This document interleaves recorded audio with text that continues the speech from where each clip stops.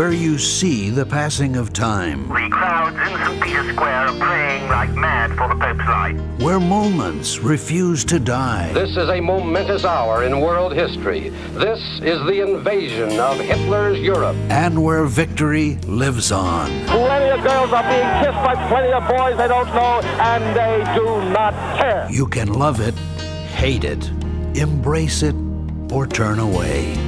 Lennon was shot to death late last night outside his apartment building. But it is a past we all share. Come on out here and give me a salute. Big Navy salute. This is where yesterday has a home, where we wonder what it was like back then. Go forward, knights, in safety. And not too long ago. His spirit must live on. It's where history has its place and where the past comes alive. The History Channel.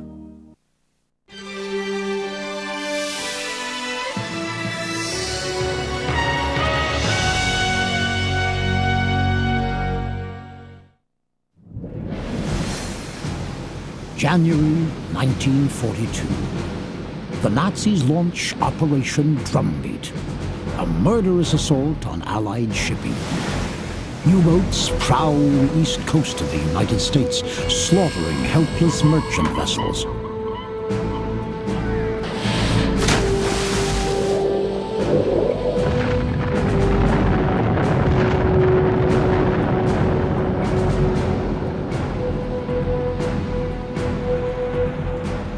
Committed to battles in the European and Pacific theaters, the short-handed U.S. Navy turns to a ragtag band of amateur fishermen and yachtsmen known as the Hooligan Navy.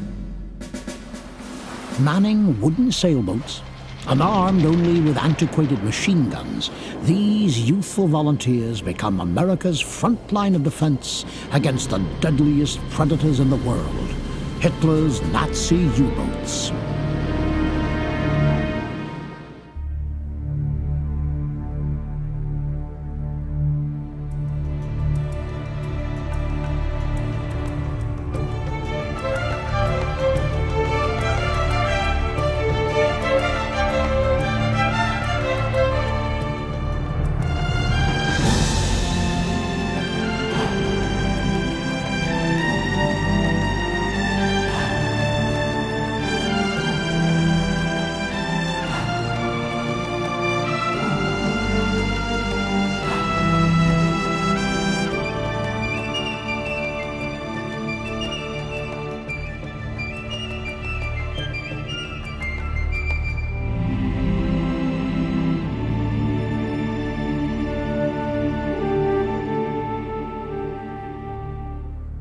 The Hooligan Navy.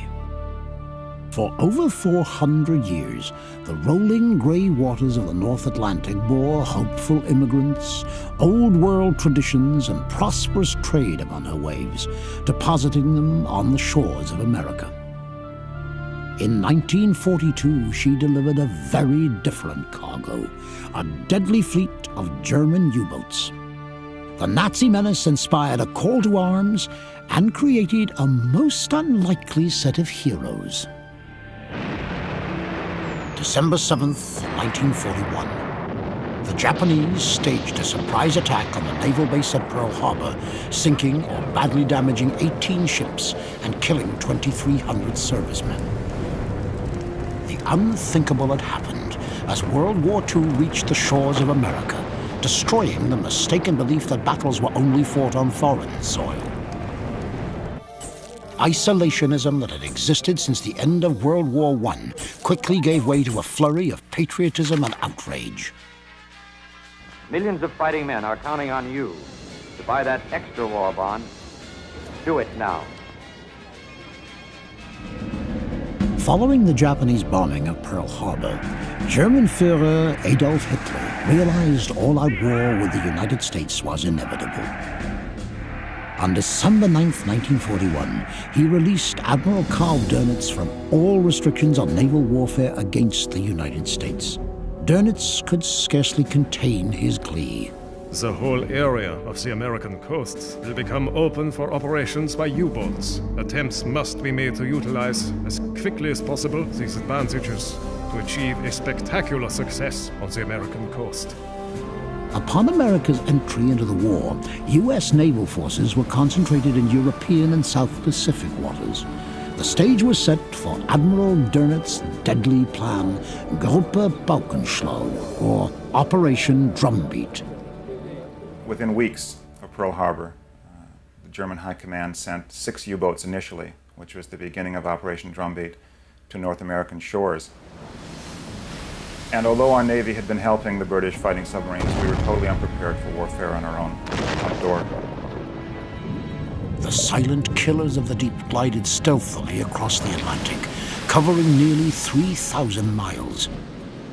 The U-boats began their onslaught on January 14, 1942, when U-123 sank the 10,000-ton Panamanian tanker Nordis 40 miles west of the Nantucket Lightship.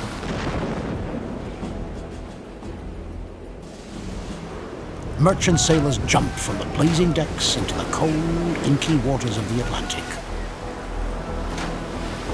The carnage had begun.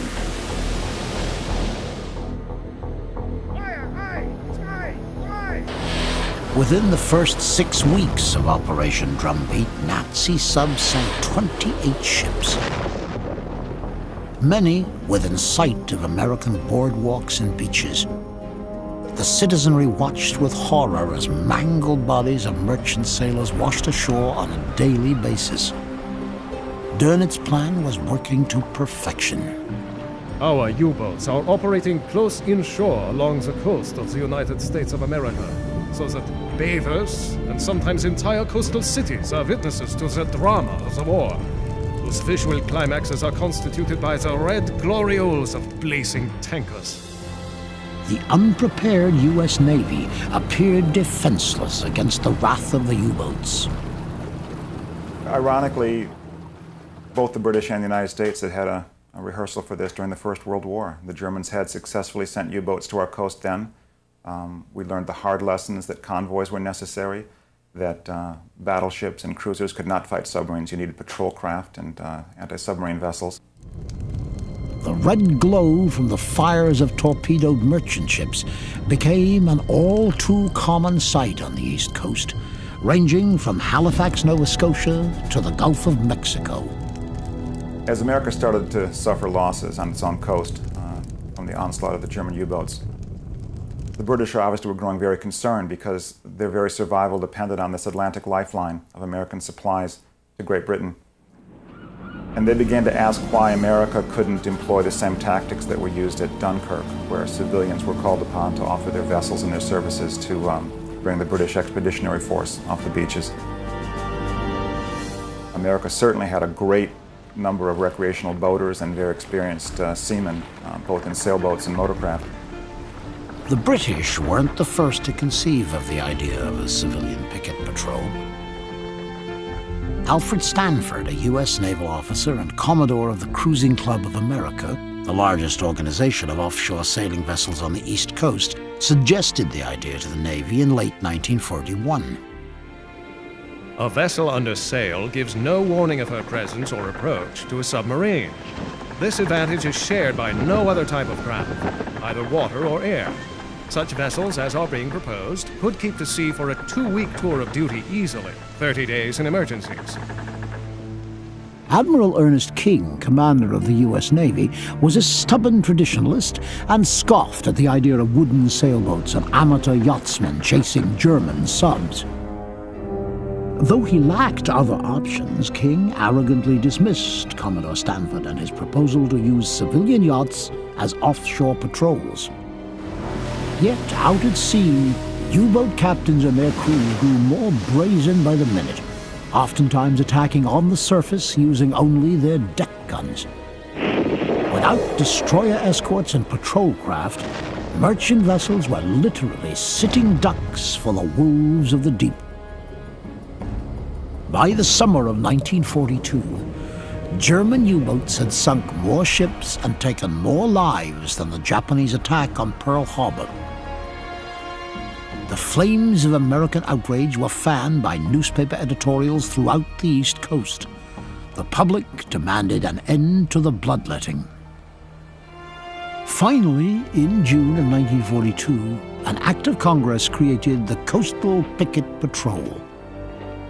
Over 400 vessels and 2,500 civilian volunteers were placed under the command of the Coast Guard's Temporary Reserve. Bases sprung up along the East Coast, ranging from Canada to Florida. The first and largest offshore base was located in Greenport, New York. A one-time haven for pirates and rum runners, Greenport was the only deepwater harbor on eastern Long Island. The man assigned to convert the sleepy resort town into the East Coast's front line of defense was the editor of yachting magazine, Rufus Bud Smith. He had been turned down by the Navy because of his 2400 vision, but was made a lieutenant by the Coast Guard and proved to be an excellent organizer. Within days, word of the new volunteer patrol, dubbed the Corsair Fleet by the Coast Guard, spread throughout New York, Connecticut, and New Jersey. Yachts with such names as Edaloo, Serva La Bari, and Sea Gypsy arrived one by one. The volunteers who would man these boats, an assortment of yachtsmen, adventurers, former bootleggers, and undraftables, slowly began to trickle in, including Jack Fisher, who was home from college for the summer. I came down to Greenport one day. I happened to be just looking at some of the boats because I'd been sailing all my life. Well, before I knew it, I was in because they were so desperate for a crew. I was with the Glenn Miller Band from 1939 till the day I went to the service, till 42. And I heard about this fleet, and I went down and was interviewed, and they offered me a job. Initially, reservists were only signed up for a 3-month period. To 20-year-old Jacob Isbranson, son of the millionaire founder of Isbranson Shipping Lines, 3 months of sailing yachts along the scenic eastern seaboard seemed an ideal way to serve his country. I came back to the office and told my father that I would be in for 3 months, and this was basically the summer season, and it would be pretty nice.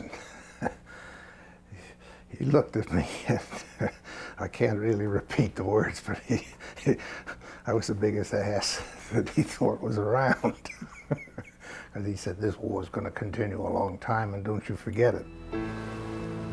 In a few short weeks, these eager young volunteers and their wooden sailboats would be roaming the North Atlantic in search of the deadly German U-boats of Operation Drumbeat. Overnight, this band of misfits had become America's front line of defense.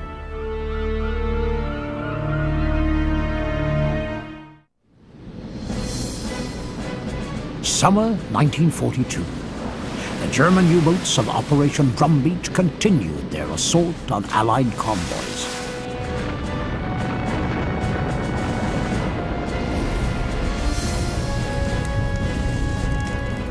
Casualties and sinkings mounted daily, much to the delight of Führer Adolf Hitler. I myself have been surprised at the successes we have met with along the American coast lately. The United States kept up the tall talk and left her coast unguarded. Now I dare say that she is quite surprised. Hitler himself would have been surprised and perhaps amused had he been aware of the Coastal Picket Patrol being organized in Greenport, Long Island. Blue-blooded yachtsmen and misfit mariners, many rejected by the military due to physical disabilities, continued to flow into the office of Lieutenant Rufus Smith, including 19-year-old Jack Fisher. I hurt my knee playing football, so I was basically more or less 4F. This group we had at the Picket Patrol, it didn't make any difference. People were being accepted no matter what was wrong with them if they had some sailing experience. I used to think it took all the people who could not get into the other services because of physical impairments. Because we had people that had difficulty in vision. Monty Miller had his wrist player bolted onto his hand. There was Ellsworth here who had a game leg, and there were many overweight people, and there certainly were some youngsters. The vessels that would be manned by the Coast Guard's newest recruits arrived daily in Greenport, where they were made battle-ready, as seen here in the home movies of Seaman Donald Browning.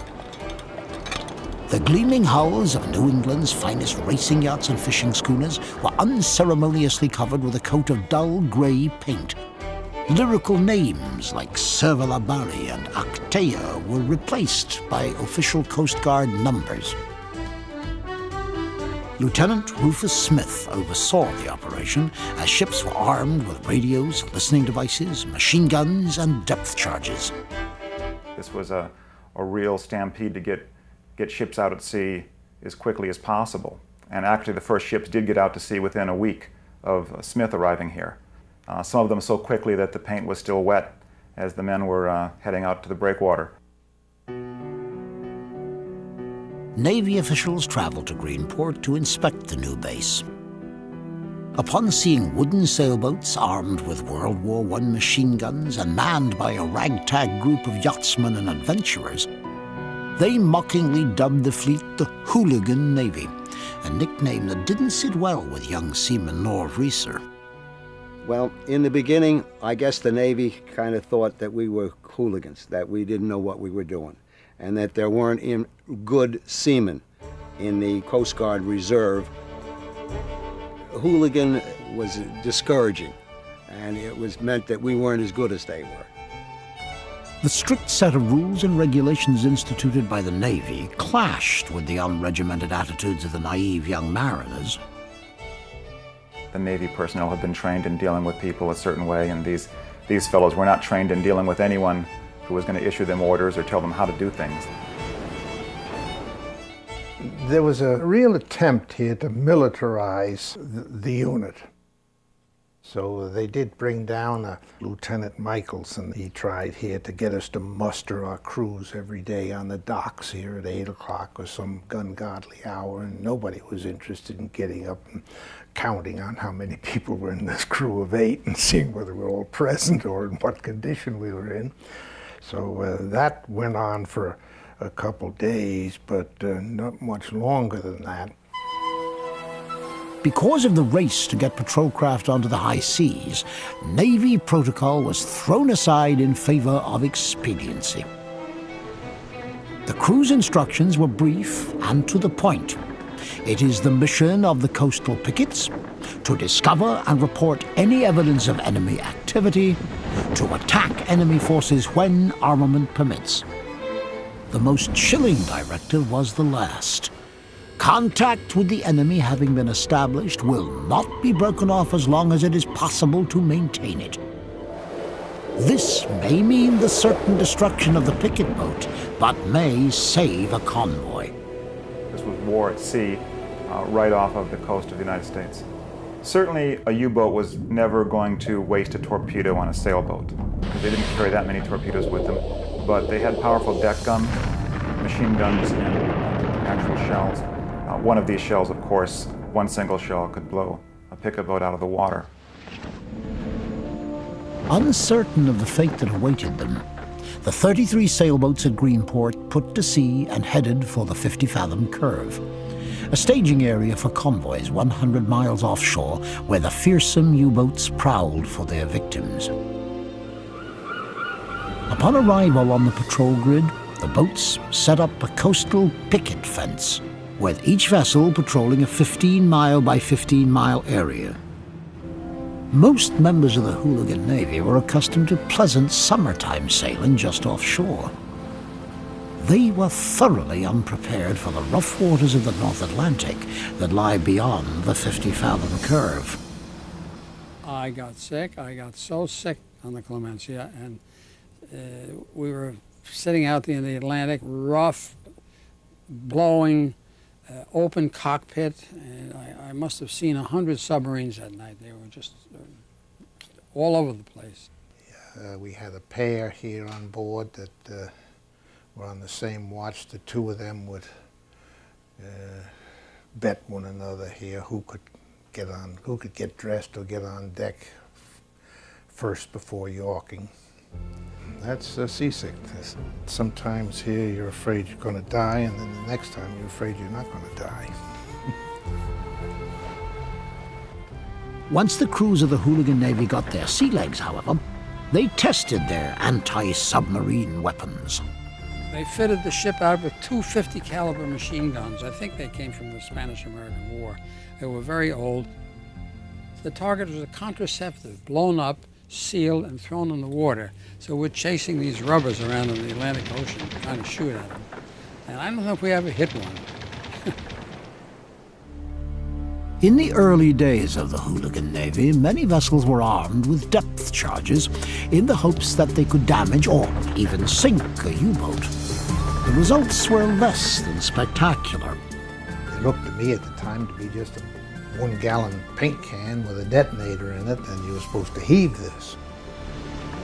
We didn't want to blow ourselves out of the water, so we got the sails, all sails up, going as fast as we could to get away from this tremendous explosion. And okay, throw it overboard. We threw it overboard. We were expecting this tremendous geyser, like you see in the movies, you know, when they're dropping depth charges. And we all waited about 5-10 seconds, and all of a sudden, boom, we hear like an explosion. And we looked, and there's a little mushroom of water about 2 feet coming up. So that was our local depth charge experience. Youthful innocence and naivete would soon disappear. For in the coming weeks and months, the men of the Hooligan Navy would discover that death and danger lurked just beneath the surface of the white-capped waves of the North Atlantic.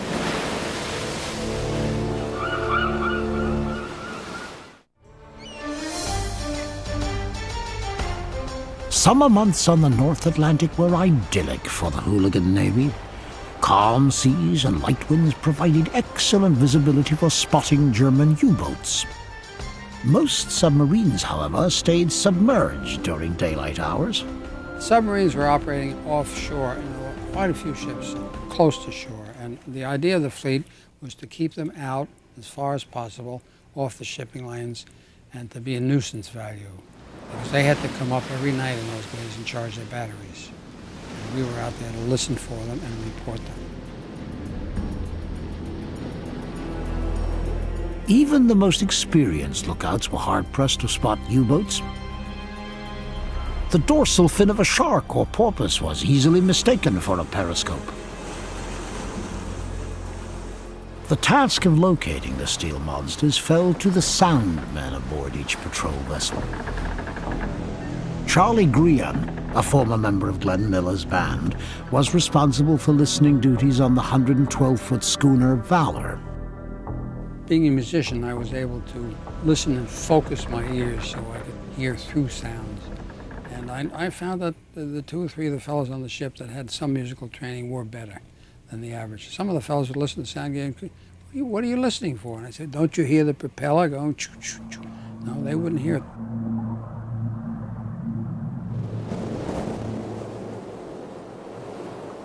With their limited offensive capabilities, it quickly became apparent that the key to the Hooligan Navy's effectiveness was its radios and listening devices. Their job was not to combat U-boats, although certainly that was talked about and some equipment was used in which that was possible. But more important, they were to be the eyes and the ears of the Eastern Sea Frontier Command. This is before the day of long-range radar. 100 miles, 200 miles off coast, we had no idea what was out there. Upon visual or sound contact with a submarine, the crew of a picket vessel would take up the deadliest weapon in their possession, a ship-to-shore radio. It's not a glorious weapon that they make movies about, but a radio is an incredible piece of technology that can be used to guard a coast, and that was the most effective use of the picket patrol. Once the location of the U-boat was zeroed in on by the picket patrol, destroyers and bombers raced to the scene and peppered the surrounding waters with depth charges.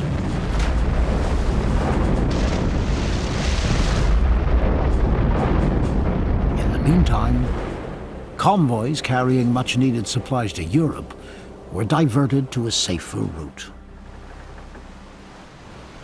For a sailor aboard the wooden patrol boats, a run-in with a submarine was rare.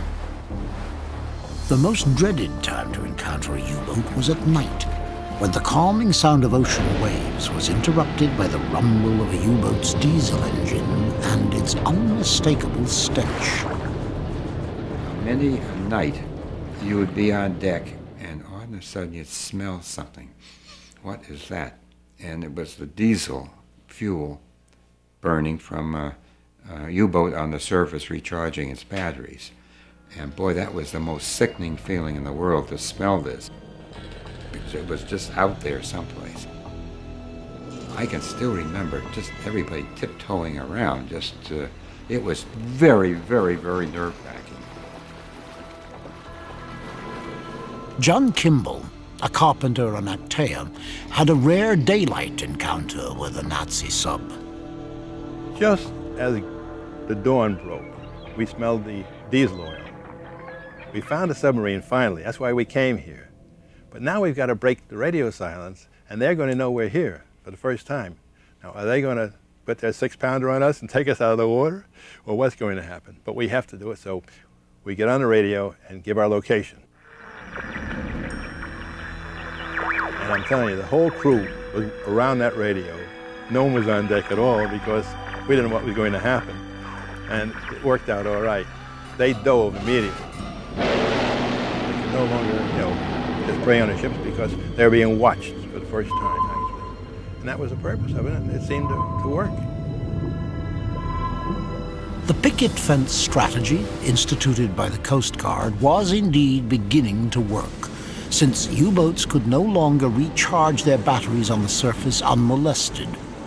The war diary of the Eastern Sea Frontier for September of 1942 lauded the effectiveness of the picket patrol in harassing a Nazi sub. It is significant to note that the U-boat was reported 5 times by drifting Coast Guard Reserve picket boats. The value of drifting patrols by numerous small craft off a strategic area such as New York Harbor is thus indicated. Coordination of such a patrol with craft capable of taking rapid offensive action, once contact has been established, has promising possibilities.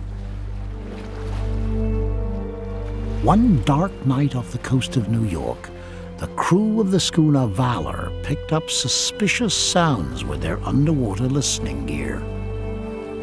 The first hydrophone they gave us looked like a rubber sausage and hung by a cable, dropped overboard, and we listened. If you heard an electric motor, it was probably a submarine and everything. So we get out to patrol, we drop this thing overboard, and we're all listening, and sure enough, there's an electric motor. And the skipper was convinced that we came out and sat right on top of the submarine, practically.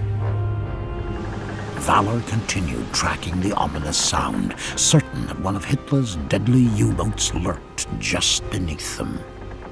We did this 2 or 3 times, moving closer to New York all the time, until finally, on the horizon, we see a convoy, and we figured, oh, the submarine is under us, and we reported the submarine. And sure enough, a couple of destroyers came and started dropping depth charges all around us.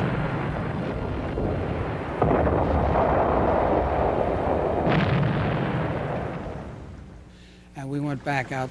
We dropped the sound gear over, and sure, there's no electric motor. So we're convinced that we were sitting on top of a submarine. We scared them off and saved the fleet.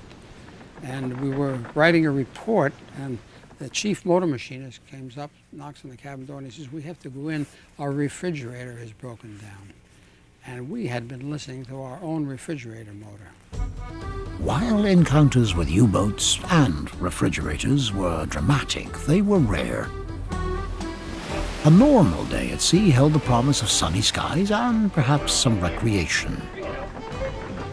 In these never-before-seen home movies, shot by Hooligan Navy crewman John Ely, we see the crew of Valor, including Charlie Guion and David Hepburn, enjoying a tremendous day of fishing while patrolling 100 miles off the coast of New York. The swordfish were running out there, and they would just come up and laze along the top. And we had a fisherman from Stonington, Connecticut on the board, and he was good with a harpoon. And boy, he could hit them, and wow, he plugged several of them. The jovial mood of the crew soon turned somber with a gruesome discovery. I noticed something in some of the wreckage that was strewn around there that looked peculiar to me, so we started the engine up and went over and we saw it was a life jacket with a man in it. So we picked him up, and it was a German submarine officer.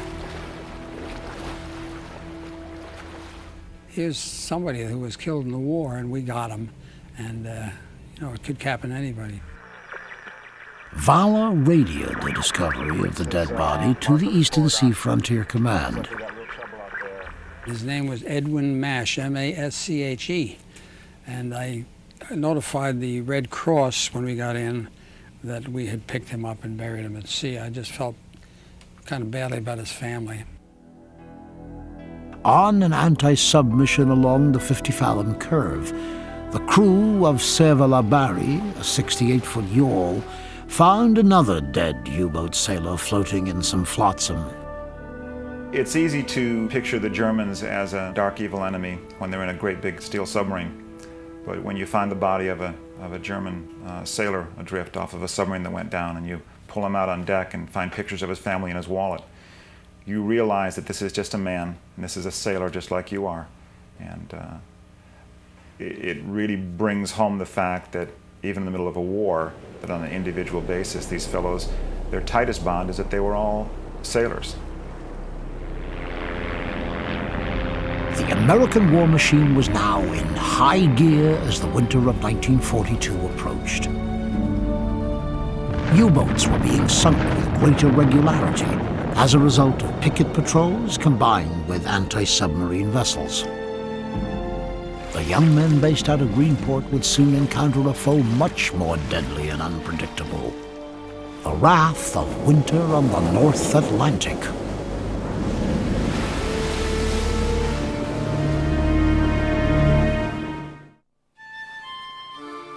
Safeguarding the shoreline of America in 1942 was a demanding and tedious task.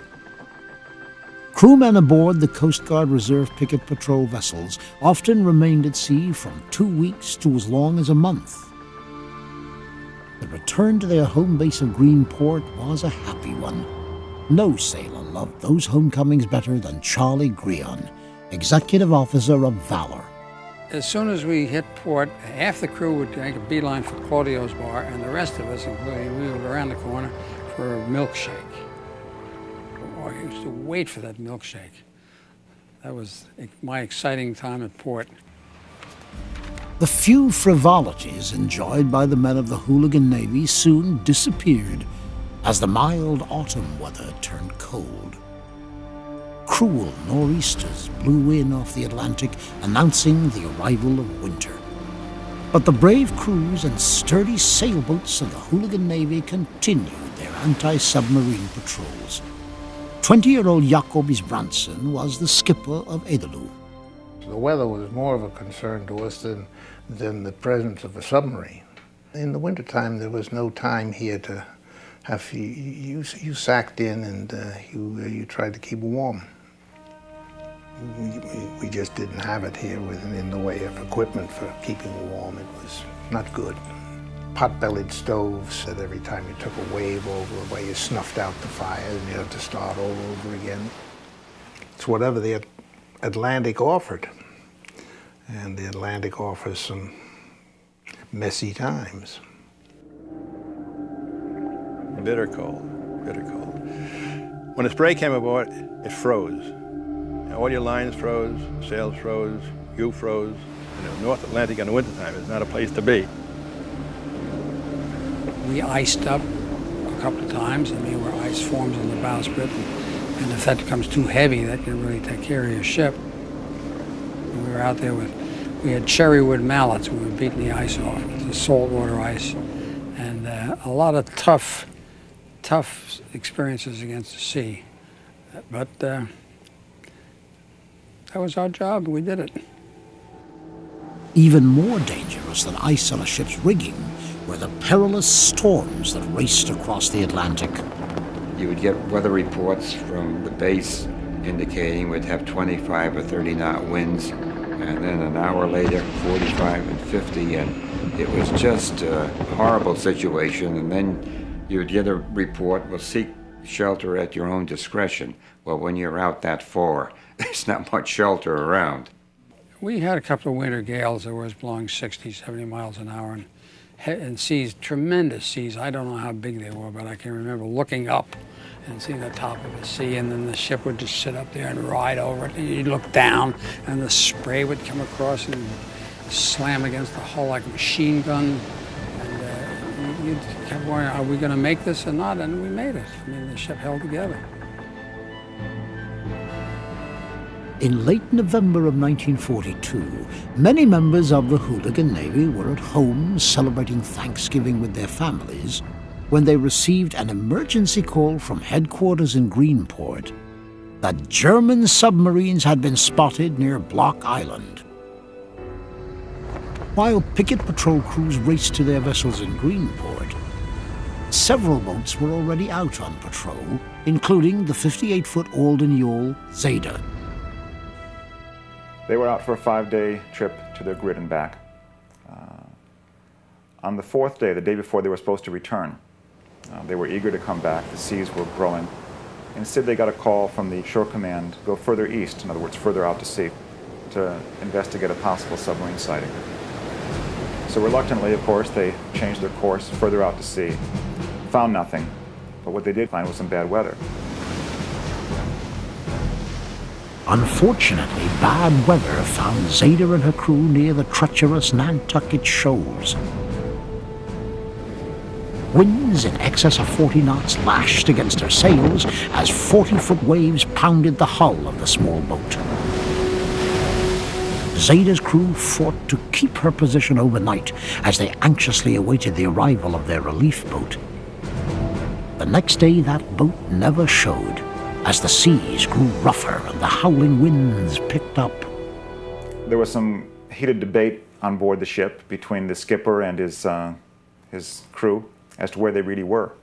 And finally the crew convinced the skipper that he should radio back to base saying they were in possible trouble, that they might need an assist tow to get off the shoals, because on Nantucket Shoals a vessel could be knocked down by these heavy seas and bounced off the bottom and destroyed.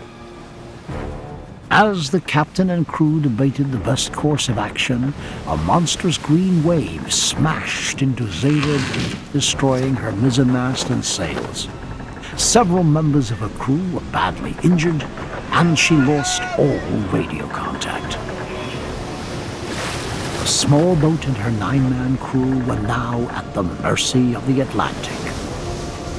We were out on the same schedule as Zeta, and we elected to stay out because the shoals we knew would not be the place to be in that weather.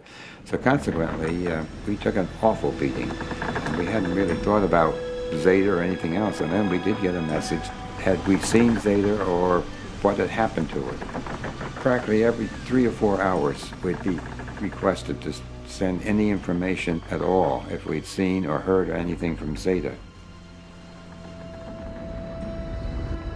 Back at headquarters in Greenport, Lieutenant Rufus Smith watched with growing concern as the storm-battered boats returned from their patrols, all except Zeta. A week and a half passed without any word from her. Most believed she had succumbed to the powerful wrath of the North Atlantic, becoming the first boat lost by the picket patrol. Adding to Rufus Smith's worries was the fact that the temporary reserve status of his men was expiring. Any sailor who didn't meet the Coast Guard's physical requirements would be dropped from the Coastal Patrol before Christmas. As Christmas of 1942 approached, it appeared that the fates of both Zeta and the Hooligan Navy were doomed. The brave young men and their commander would need a miracle.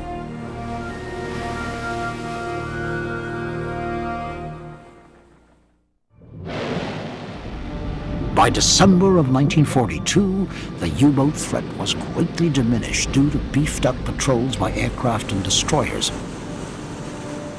Nevertheless, tensions ran high at Greenport. The Hooligan Navy was being downsized, and the 58-foot yawl Zeta and her 9-man crew was still classified missing at sea. On the morning of December 14th, Lieutenant Rufus Smith received a letter from the Coast Guard informing him that he would soon be released from duty because of poor eyesight. The letter further stated that all men failing to meet the normal physical requirements would be discharged immediately. Despite this disheartening news, Smith remained defiant. He would not turn his back on the men of the Hooligan Navy. They say we aren't any good. They say we aren't fit for service. But there is the record of what we have been able to do. And there is the record of what happened to our coastal pickets when our ships were out there early in December, and we were all hit by something that was a cross between a hurricane and a blizzard. But you brought your ships in, and the Coast Guard was proud enough to give you a letter of praise. The Coast Guard isn't going to forget the ability you showed, and the Coast Guard isn't going to kick you out. Smith finished his speech with somber news of the Zeta. Zeta didn't come back from the storm. She got blown off course and hasn't been heard from for 11 days. She started out with a bunch of cripples like you, and from last reports, she has some men who are injured. But I want to make a little bet with anyone who will take me up. I'll bet $100 to 1 that Zeta shows up in some harbor somewhere within the next 10 days. Does anyone want to bet? Rufus Smith exited the room to the resounding cheers of his men. On December 13th, 1942, the Navy, Coast Guard, and Army Air Corps launched a massive search and rescue effort. They were determined to find Zeta.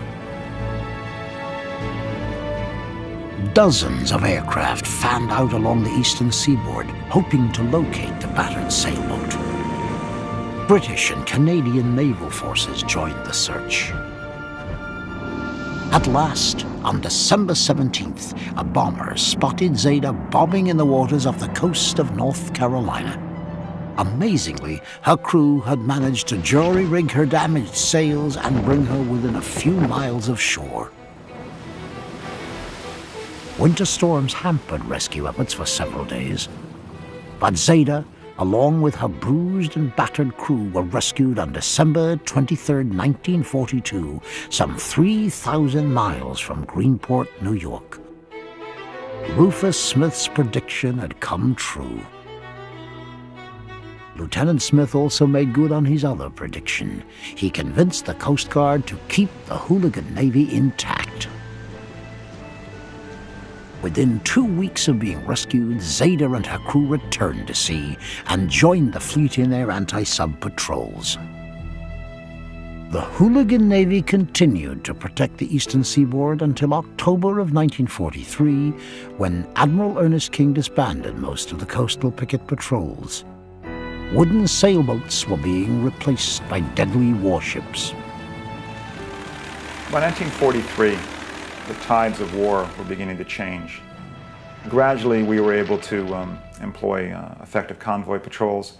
Our destroyer escorts and destroyers being able to come out of our shipyards in time to really start to make an impact. And it became almost suicidal for a German U-boat to be caught on the surface anywhere near our coastline. And the Germans moved their battle back over the other side of the Atlantic, to the coast of Europe. Having proved themselves at sea, many men in the Hooligan Navy were accepted into the regular Navy and the Coast Guard, where they saw heavy combat duty. Among the handful of boats kept on duty for coastal patrols was the 112-foot Valor. Valor was on patrol when the war ended, when the last submarine was sunk off of Block Island. The sound of the depth charges destroying the hull of the UA-53 were picked up by Valor's underwater sound gear. The battle for the Atlantic was eventually decided by the Navy's battleships and destroyers. But the men who served aboard wooden sailboats look back upon their days in the Hooligan Navy with pride. It had a lot more merit, I think, to it when we think back than than I thought at the time, because we sort of felt that what good could we be doing, because gee, something this small, and the only thing we had was our eyes and ears and our radio. We had fellows who had physical problems and so forth, and gee, everybody really bit the bullet, so to speak, and they did their part. We used to say we won the Battle of Montauk. Battle of Montauk Point. A great, great experience. I mean, I really accomplished something I always wanted to do all my life. Ever since I was a little boy, I wanted to go to sea, and I went to sea. Rufus Smith and many of the men who so proudly served in the Hooligan Navy have now passed on. But the impact of their anti-submarine patrols is undeniable. These were seamen of a different sort, and they did their job, but they did it on their terms. And certainly there are men alive today, there are families alive today, a generation later, who owe their lives to the fact that there were people out there far offshore in small wooden boats.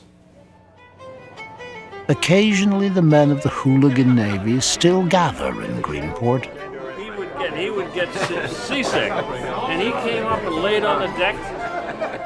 They have not come to hunt U-boats or battle winter storms, but to reminisce. Normal for Europe. And once more to gaze out upon the waters of the North Atlantic, where they left their youth so long ago. The ocean offers a harsh education for those who venture upon her waters, unleashing her fury even as she grants gems of knowledge and insight. Through this turbulence, the sea hones a sailor's virtues, sculpting youthful innocence into courage and wisdom.